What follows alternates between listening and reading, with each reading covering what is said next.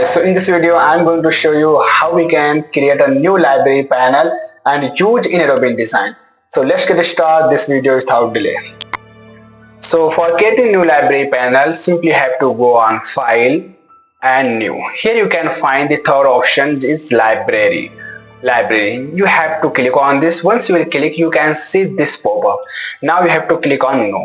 Once you will click No, you can see here Browser. Now it will redirect you on browse. So simply have to select the path where you want to place your library folder and just you have to click OK. For instance, I'm just taking new folder and you have to click on save. Okay, now you can see here our library panel has been created.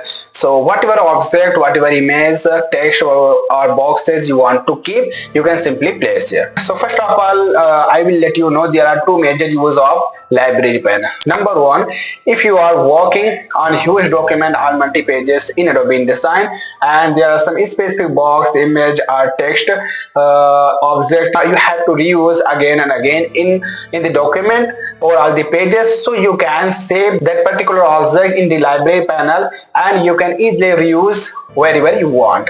And number two, you can easily share this library panel with anybody else and they can easily access this panel and reuse the object that is available here in their projects. So this is the two mainly use that we do mostly library panel. So let's see how we can place our object or image in library panel.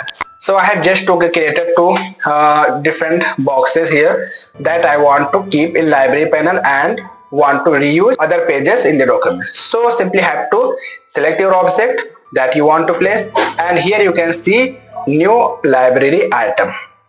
Click on this. Once you will click, you can see here this object has been come inside of the library.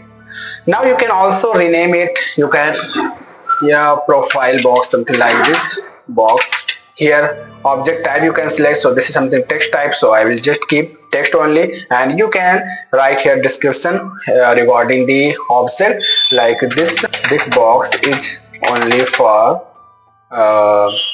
profile with text, something like this, and click OK. Now you can see this object has been placed in the library panel. Similarly, you can also do other object as well.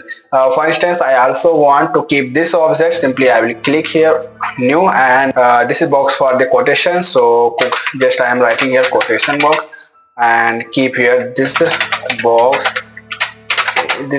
is for quotation text only, something like this, and save it. Now these two design I have saved my library panel. Now you can easily reuse these all objects anywhere on the pages in Adobe InDesign.